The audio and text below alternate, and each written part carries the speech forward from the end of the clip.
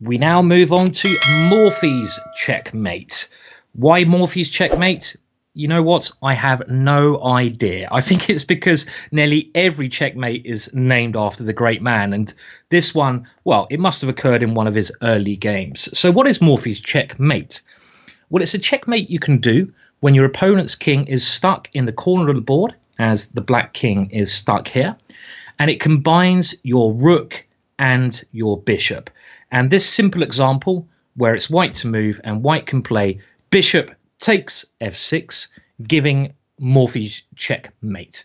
And here the bishop attacks the king, and you can see the king is trapped by the pawn on h7 and the rook on g1. So this is a very basic example of Morphy's checkmate. It actually occurs in quite a lot of games, this kind of pattern. And we're now going to look at an actual case from a real game. So let's move over there now. So now an example from the great Nimzowitsch. Nimzowitsch with the white pieces here. And in this position, it was black to move. And black here plays the only move he can do, because otherwise it'd be a piece down. Rook takes d6. So white has three pieces attacking, the bishop, rook and queen, against what I'd say is quite a badly defended king there on g8, because there's not really many pieces defending that king. And in this position, Nimzowitsch comes up with an absolutely fantastic idea, maybe being a student of Morphy's games, which I would not be surprised if he was. So can you see the idea here, which tries to create Morphy's mate? And one of the things, I think so important about these videos is to really picture those mating positions, because once you get used to them, you'll be able to see how you can arrive at them, how you can create them in your own games. And chess is all about patterns. It's all about mesmerizing, memorizing, creating patterns. And that's what you should do here. So it's white to move. Pause the video now. Well, in this position, white can give up the queen but force checkmate. And the right move is the amazing queen to f6, an absolutely brilliant move, because now the queen is threatening to give checkmate on g7. And the only way black can try to play on here is by playing queen takes bishop.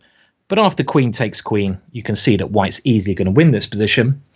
And what else can black do? Well, queen takes g7 is a major threat. And if you play pawn takes queen, now you can see Morphy's mate being created around the black king. Look for the checks. Rook g4 check, pushing that king into the corner. And once that king goes in the corner, we take on f6 and we have this version of Morphy's mate. The bishop and rook really trapping that king like a wild animal in a trap there in the corner of the board. So I'm just going to give you one more example of Morphy's mate. And I had a bit of a loose end, so I actually created this example myself, just from my own mind. So excuse me if it's a load of rubbish, but hey ho, we've got to have a bit of fun now and again. So let's have a look at a last example of Morphy's mate now. So as I mentioned, for this last example of Morphy's mate, you're going to dive into my brain for a little bit. I'm sorry there. It's a very scary place. We're taking the white pieces here, and we're trying to force checkmate against black. So again, get your thinking cap on now. You know the final pattern. So what you've got to do is just work backwards. Try to create that final pattern. Look for the most forcing moves first. And in actual fact, white has a number of strong moves in this position. For example, something along the lines of rook g3 might be quite good. But you've also got to be careful you don't play bishop takes f6 here, which is a little trap I set up, because now you're going to fall into the back rank checkmate, queen to e1. So there's a bit of care needed.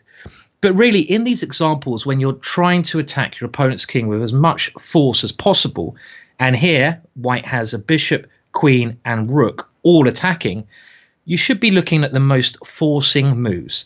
The most forcing moves in chess are checks. So you start by looking at the checks. There's only one check here. Can you see the checkmate? I'm going to ask you to pause now. Try to work out all the way to the end. Please pause. Well, the forced checkmate is queen takes g7 check. And again, remember, with Morphy's mate, you're trying to retain your bishop and your rook. So the queen actually doesn't matter so much. Only one move, king takes g7. And here we play rook to g3 check. The knight cannot block that check because it's pinned to the king. And black has two options here, but they're both completely helpless. If the king goes into the corner, this is a pure version of Morphy's checkmate. Bishop takes f6 is checkmate. And if the king comes the other way, let's say it comes to h6, then now we have a very strong move with bishop d2. And it's going to be checkmate next move. The black king is stuck there.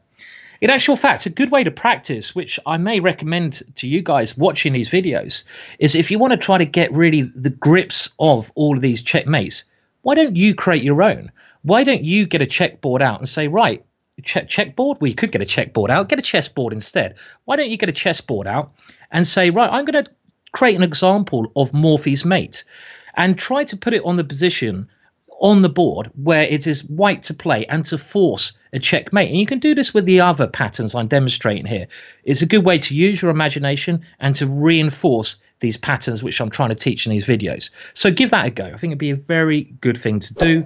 Still more videos in this series, loads more to come. Hope you're enjoying them, and make sure you watch the other videos. Bye for now.